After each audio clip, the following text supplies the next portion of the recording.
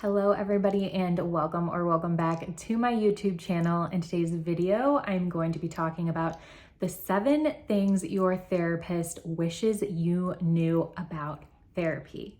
So whether you are a therapist in training, maybe you're currently a therapist, or you are someone who is on the client side and you are looking to get into therapy, I think this field is maybe one of the most confusing fields out there. I still to this day get people who call me thinking that I am a psychiatrist and that I'm going to be able to prescribe them meds, which is like a completely different career path being a medical doctor. So I wanted to do a little bit of education about what therapists wish that you knew, wish the general public knew about the field, and clear up any miscommunications or things that just simply are not true. Hi, my name is Alyssa Powers, and I created this YouTube channel to teach you the things that grad school didn't so you can thrive as a mental health professional. If you like therapist-y kind of content, I would love it if you would stick around and subscribe. So let's get right into number 1 on my list of things therapists wish the general public knew. And that is that there are so many different types of therapists. There are some very legitimate therapists like LPCs, MFTs, social workers. And then there are people who are also marketing themselves as coaches. Even pastoral counseling can be marketed as therapy when the people who are doing that kind of therapy are actually getting their master's in divinity, which is like to become a pastor, not their master's in clinical mental health. So it doesn't actually create the same profession, and it is just a confusing alphabet salad of a profession. It's probably maybe one of the most frustrating things because all those little acronyms take you so long to learn. I still struggle to think about what some of them are, and then they can differ by state. Like I'll get people in my comments saying like, you're not an LPC, you're a LCPC or something. And I think it's different in different places, the acronyms. So I wish the general public understood the different types of therapists and what kind of therapist would best suit their needs.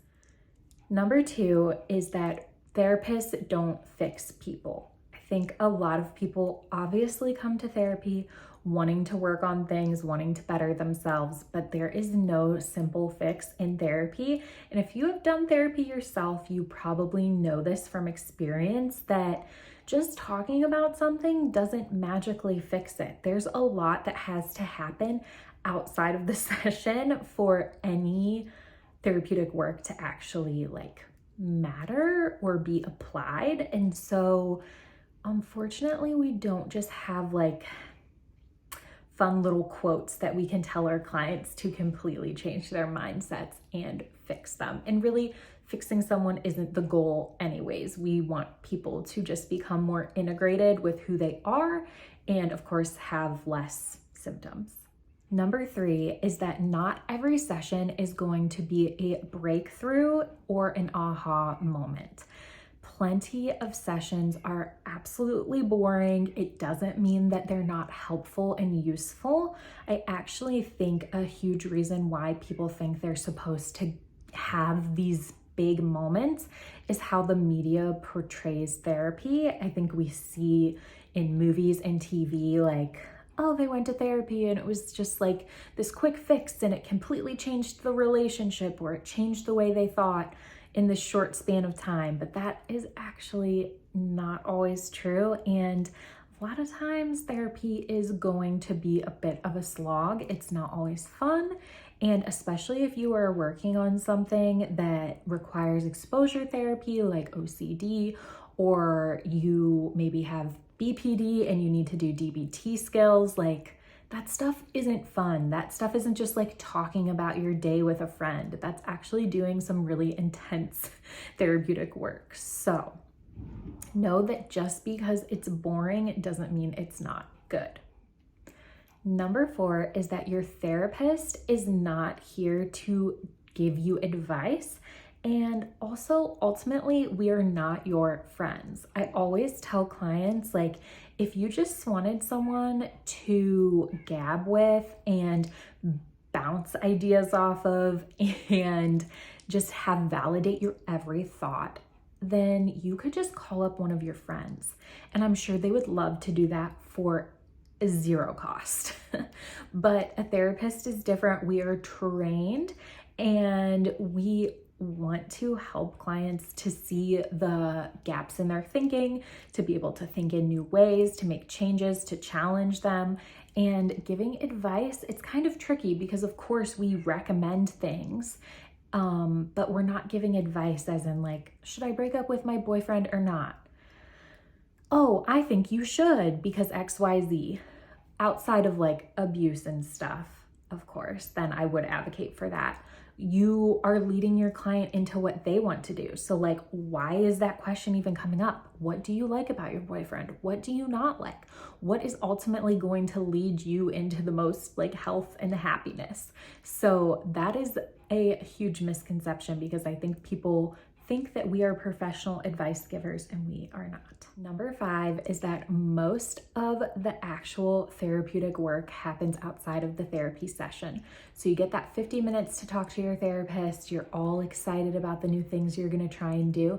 And if you do them throughout the week, that is wonderful. And that gives you the momentum to keep going and to have accountability with your therapist. But if you don't implement anything that's talked about in the session outside of the session, you are not going to see any positive outcomes from therapy. Number 6 is pretty straightforward. You cannot change your loved ones and you cannot force your loved ones into therapy. I know it is a tough pill for everybody to swallow. I'm sure we all have people in our lives that would absolutely benefit from getting into therapy and that probably desperately need it.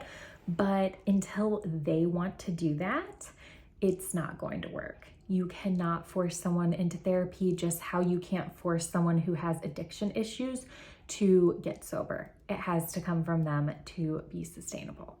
And then last one, number 7, and it's a doozy, is that we as therapists work in a broken healthcare system and we are a part of it whether we want to be or not. So therapists, a lot of them take insurance. Insurance doesn't pay well, which means therapists get paid really low rates. And then therapists burn out from having to see 40 clients a week to sustain an income. And then they move into private practice oftentimes where they are taking only self-pay clients, which can often be very expensive for those clients. Self-pay rates are typically $100 plus. I would say I don't really see anyone working for under $100, and some people are way above that, like in the $250 range. So just know that your therapist understands that it's a broken system and it really is a hard thing to navigate from our side of the chair as well. Because would I love to offer a bunch of pro bono sessions to people? Would I love to work with Medicaid and Medicare to make good therapy accessible? Yes. But am I going to be able to live and survive off of that? No, I need to also, this is my job.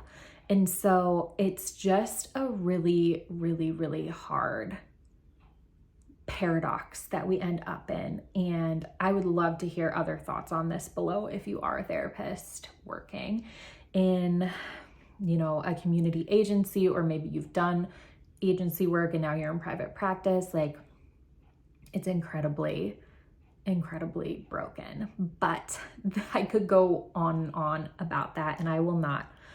So I hope that you found this video helpful. I really thought this was a fun one because I think so many people are just misinformed on what therapy is going to be like. And I think even people going in to become therapists are really misinformed about some of these things. So I thought I would give you a little bit of an inside scoop on what being a therapist is really like and what I think you should know. So if you like this kind of content, please give this video a like and subscribe. It helps my channel so much, and I will see you next time. Bye.